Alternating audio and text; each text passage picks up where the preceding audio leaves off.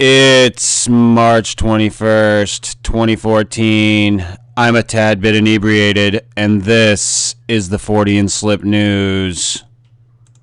And I forgot the fucking bumper. What's this one? I'm a tad bit inebriated. Group for Real Volume 2.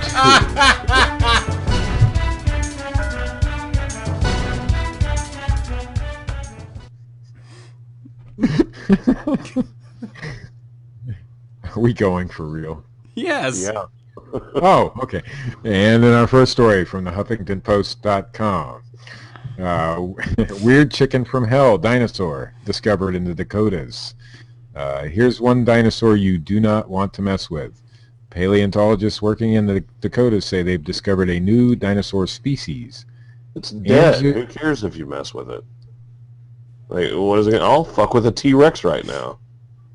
Anzu Wilei, a.k.a. the chicken from hell, named after Anzu, a bird-like demon. Matt, what do you from think ancient came mythology. first, the chicken from hell or the egg? I'm going to go with egg.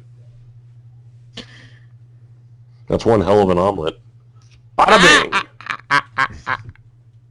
Named after Anzu, a bird-like demon from ancient mythology, the feathered dinosaur roamed North and South Dakota 66 million years ago. It was a giant raptor, but with a chicken-like head and presumably feathers.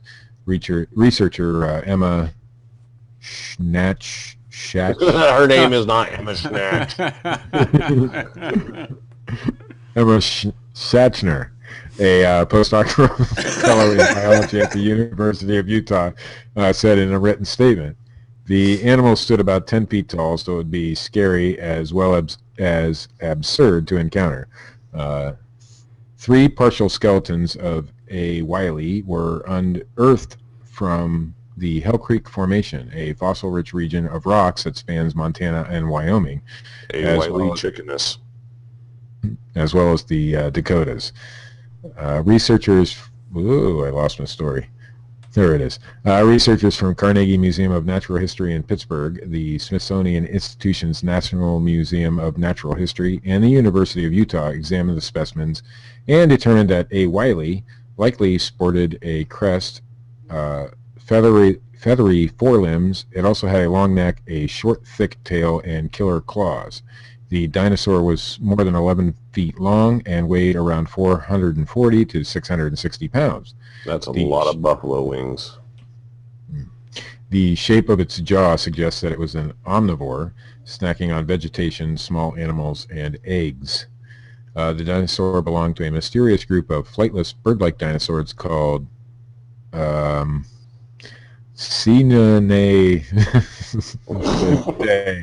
Cinanathidae, I think that's how it's said, a subject of Avraptosaurus.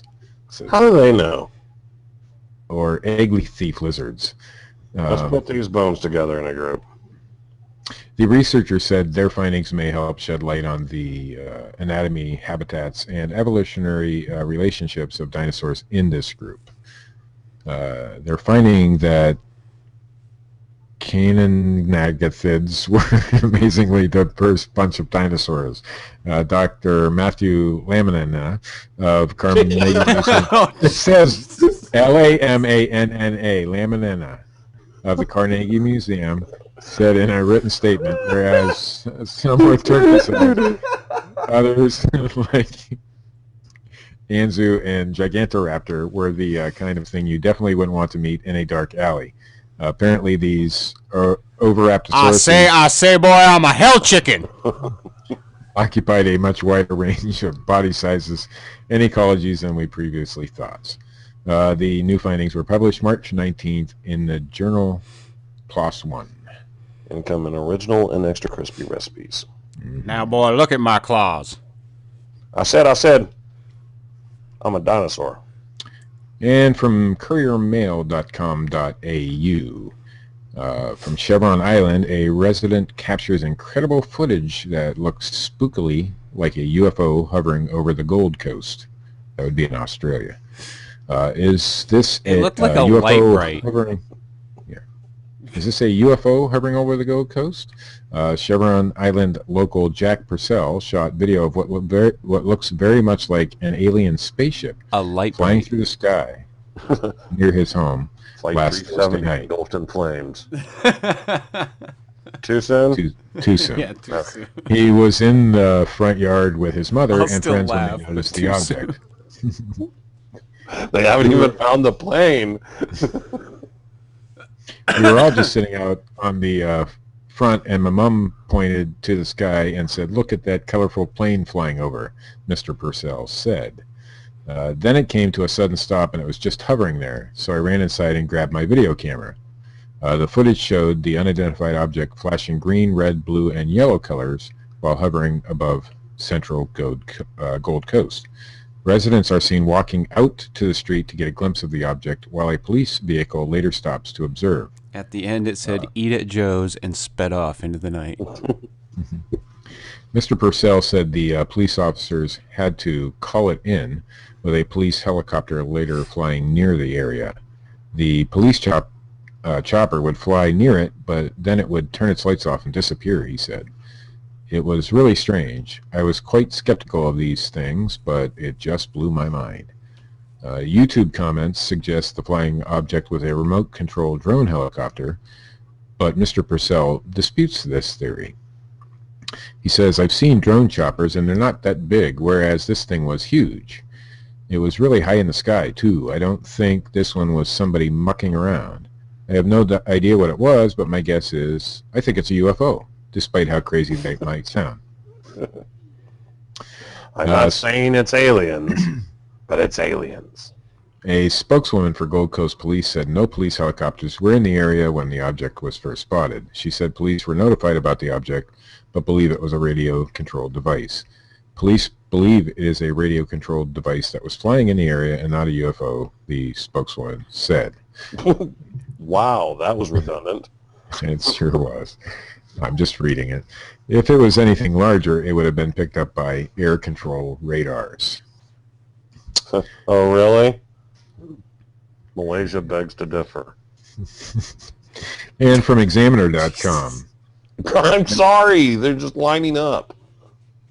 An Oregon witness in the Fish Lake area reported photographing an odd light beam in the sky after watching unusual insect behavior in the same area where a Bigfoot researcher was working the previous day, according to a March 19, 2014 testimony. While wearing a Chupacabra shirt. According Covered to a in March... Loch Ness Monster juice. Juice. We know what you mean.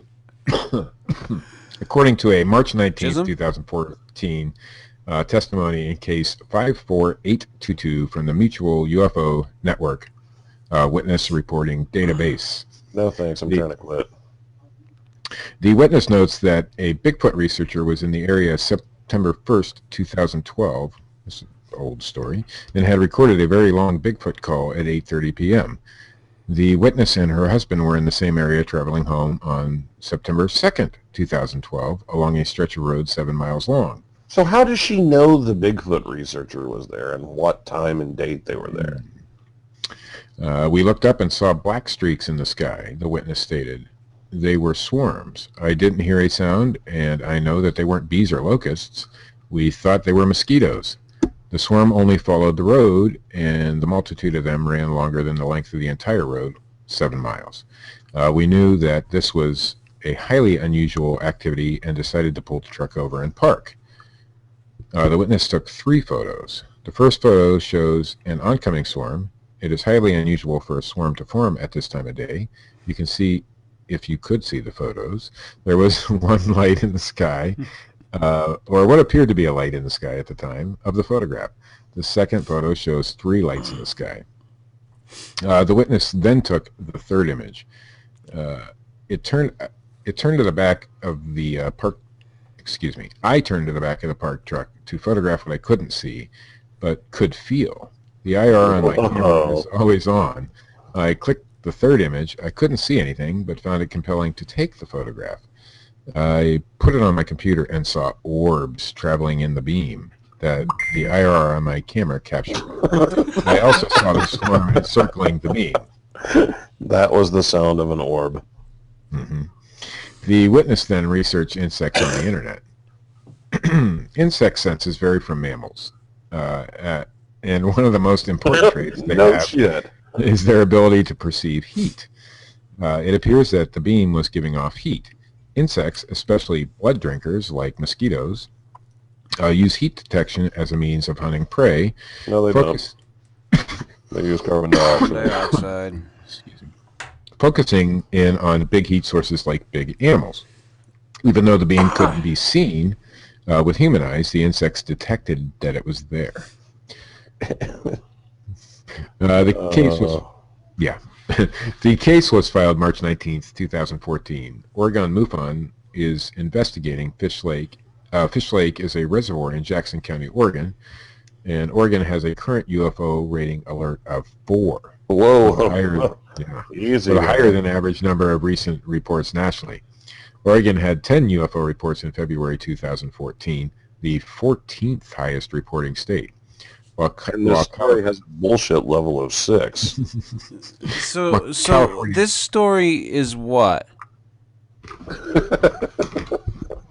I mean, I might be a little fucked up, but I'm pretty sure I'm not really getting anything from this one. This lady claims that a Bigfoot researcher was making calls with in insects, a specific area, and then there was a beam of light. Later she was driving down the road with her husband. They saw a swarm of insects flying in the sky, and then they saw a beam of light coming down to the ground from the sky. Right. And she relates all these occurrences together.